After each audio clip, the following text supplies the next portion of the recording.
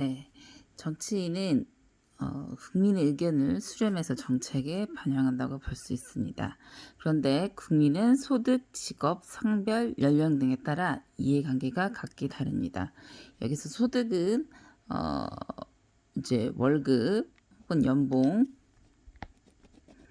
그리고 이제 직업이 이제 전문직이냐 아니면 이제 자영업을 하느냐, 그리고 성별, 이제 남녀냐, 연령은 이제 중년층이냐 청년층이냐 따라서 이해관계 각각 원하는 게 따라 다릅니다. 정치인은 이들의 요구를 모두 충족해 줄 수가 없으므로 자신의 지지 기반이 되는 이제 유권자라는 거는 자기를 뽑아줄 수 있는 사람이 될 수 있는 그런 사람들인데요. 당연히 이제 만 18세부터 뭐 되겠죠. 그러한 요구를 우선적으로 고려한다.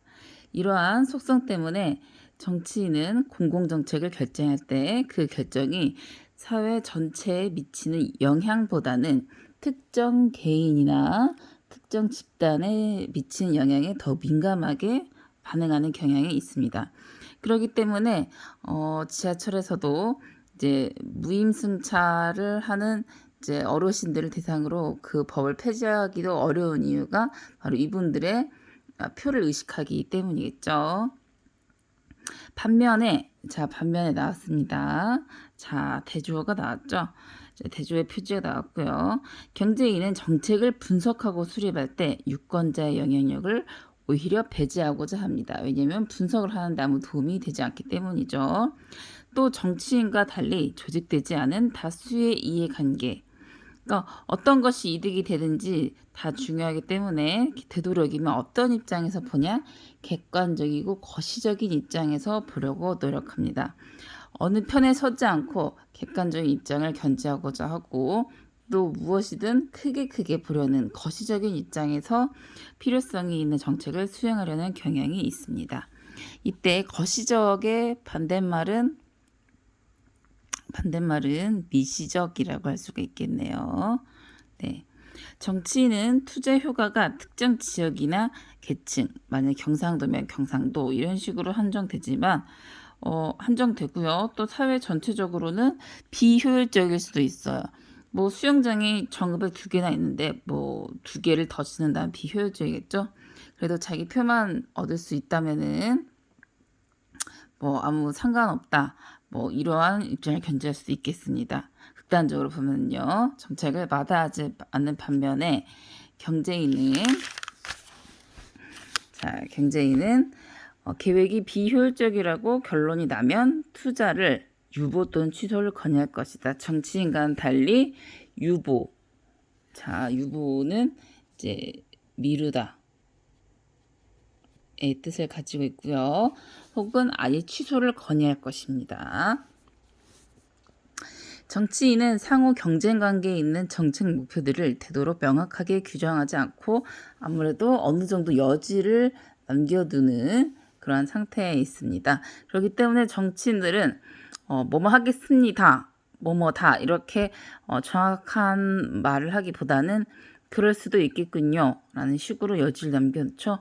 그래서 정치적 과정을 통해서 뭐 토론이나 토의 같은 그런 것들을 통해서 합의를 도출하고자 하는 그러한 경향이 있습니다.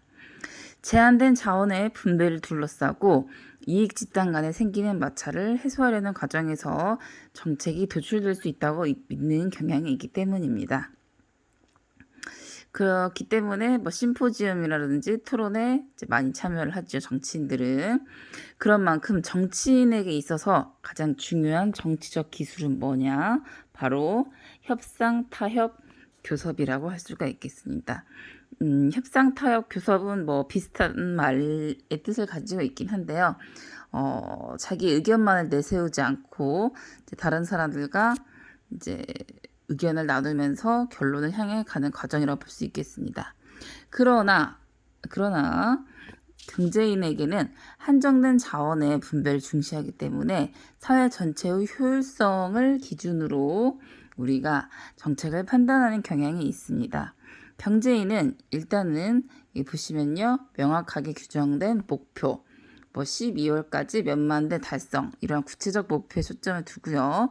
문제를 분석하고 정책을 제시하기 위해 자기가 석박사라면서 따왔던 그러한 전문 지식과 분석 기술을 활용한다고 볼 수가 있겠습니다. 이상에서 정치인의 논리와 경제인의 논리에 대해서 알아봤습니다. 서로 얘네들은 상충하는 경우가 많습니다. 반대되는 의견이 되기 때문이지요. 이때 정치 논리와 경제 논리 가운데 어느 하나가 절대적으로 옳다고는 말하기가 어렵습니다. 우리 사회가 시장체제라는 점을 감안하면 어떻게 보면 경제가 정치를 압도하는 게 아닌가 하는 것이 당연해 보이지만요. 또 우리 세상이 효율성만을 내세우기 어려운 세상이기 때문에 정치 논리가 설득력을 발휘할 때도 있습니다.